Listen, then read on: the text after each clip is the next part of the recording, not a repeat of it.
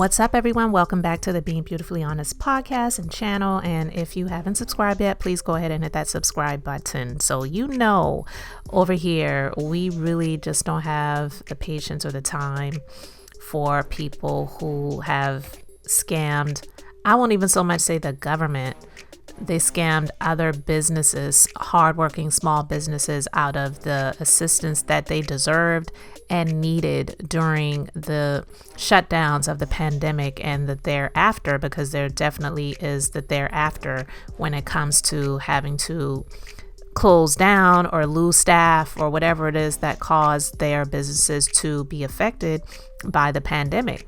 So when they catch some people that have made off with the goods that could have gone to help other businesses, because myself being a business owner and have been a business owner for many years, when I see things like this, it really just makes my blood boil, because I know how hard it is to really operate a true legitimate business. And so I get a little bit of joy when I see someone that has been caught. It doesn't help those who have already had to close their doors or shut their doors or lose during the pandemic. But if these people are able to be punished in some way, then I'm all for it. Because again, it's not so much that I'm just like, they scammed the government. I see it as they scammed people. I look at it as they went into someone's business and they robbed them. That's how I see it. And I feel that what affects one business, it should affect all, because if you're a business owner, then you can see yourself on the other end of it being affected as well. I know many other small business owners. I know what they go through, and I know what I go through. I know what I have gone through. So this actually comes from North Carolina, the Charlotte Observer.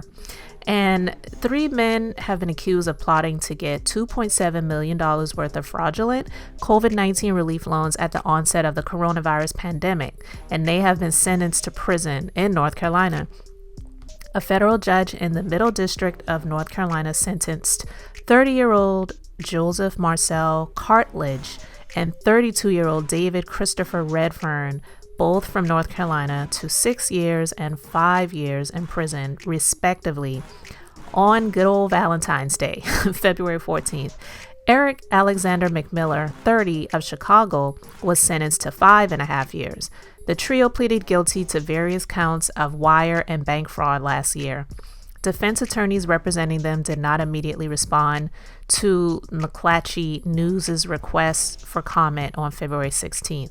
According to documents filed with their plea agreements, the alleged fraud dates to the early months of the COVID-19 pandemic, shortly after Congress passed the Coronavirus Aid, Relief, and Economic Security Act in March 2020 to stave off an economic downturn.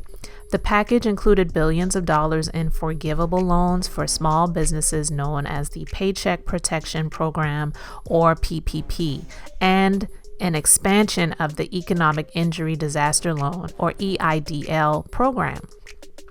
Cartledge, Redfern, and McMiller were recruited in May 2020 by a confidential source to submit fake applications for both programs.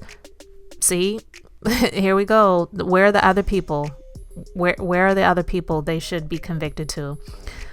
Anyway, in exchange for preparing the fake documents that accompanied their applications, the source reportedly took a cut of the money they received from the federal government.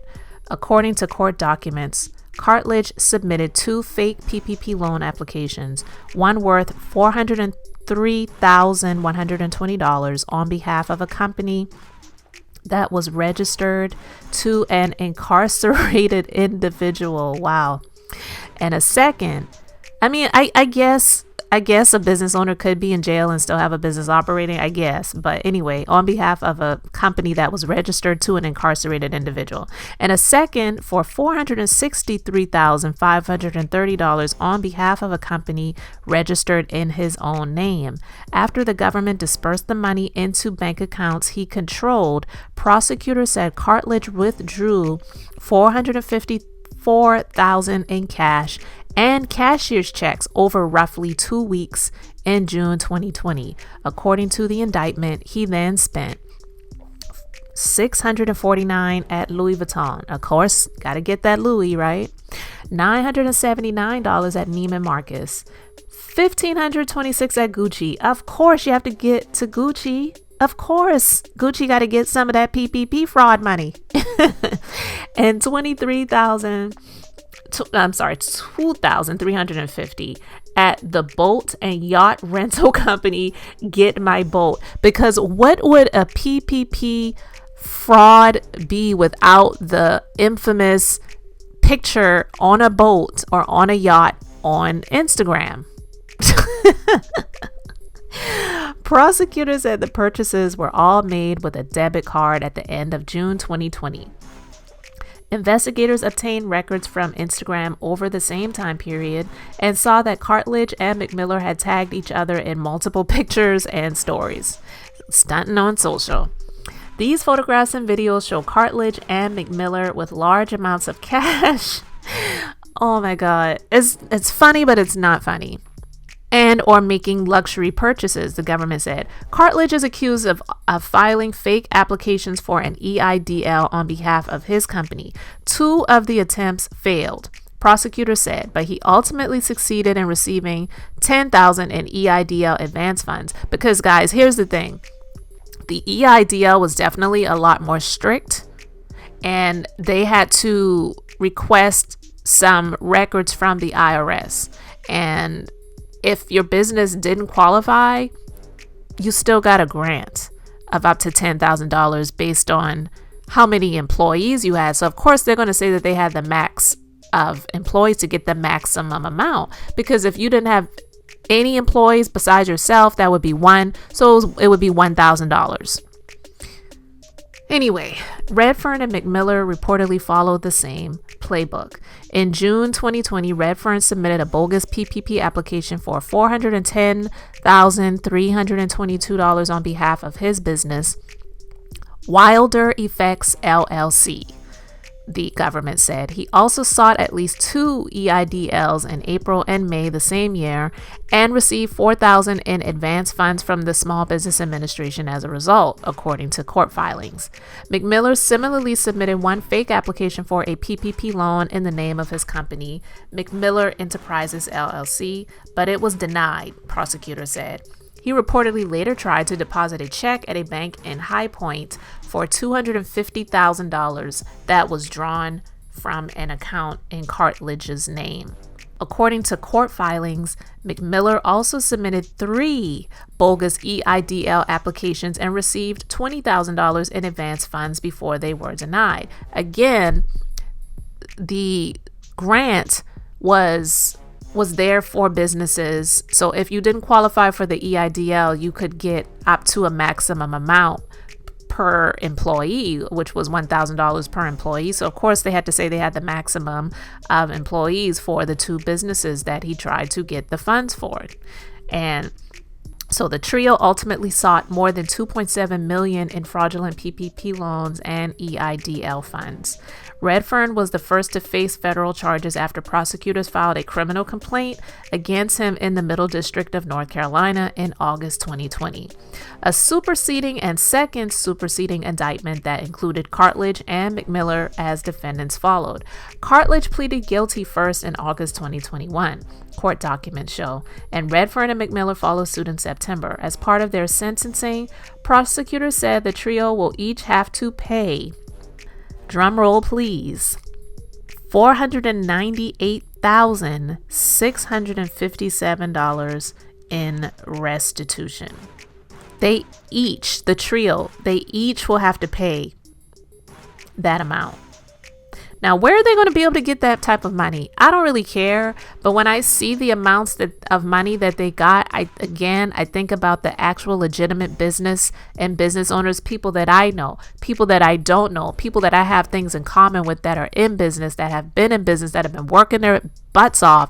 I know how it was for me and still is for me continuing to operate a business, still trying to get back to the flow of what things were before the pandemic, and even better than it was before, because I do believe that after a downturn, we should be able to be better than what we were before. And that's how I see life. And that's how I've tried to operate. I mean, I started my business in the heart of the not pandemic, but in the heart of the recession in 2008. And I wasn't thinking about no recession. I was just like, now is the time for me. And I'm still standing after all of these years. So I definitely am determined to be better than what I was after all of that. But to see people like these people who wanted to just get crazy out here, I'm speechless. I'm really speechless. And it affected so many businesses. I know of businesses that either got money funds well after when they needed it, or if they didn't get anything. And, I've seen the businesses that have had to close their doors. I've seen all of those things, and it does affect me because I consider myself when I see other businesses. I don't look at competition. I don't look at things like that. I'm the type of person that I really want to try to root for someone else to make it in business versus speaking negative over their businesses and things like that. So I hurt for people when I see things like that. So when I see situations like this, I don't see it as them stealing from the government. We are the government. We, the people. The people is what makes the government. So I don't see them stealing the money from the government. I see them as they've stolen money from other businesses that were legitimately needing that assistance, and it could have really helped them to, even businesses that are still in business but just didn't really get the help that they needed. It could have had them to be able to be in a better place, to really be able to hire staff that they desperately need, or to be able to purchase excess supplies or get other machinery or equipment or whatever it is for whatever type of business that you have. And so they deserve everything that they have coming to them. I don't really care how they're going to be able to pay the money back, because it's just not cool that people have done things like this and then they got it to be extremely extravagant.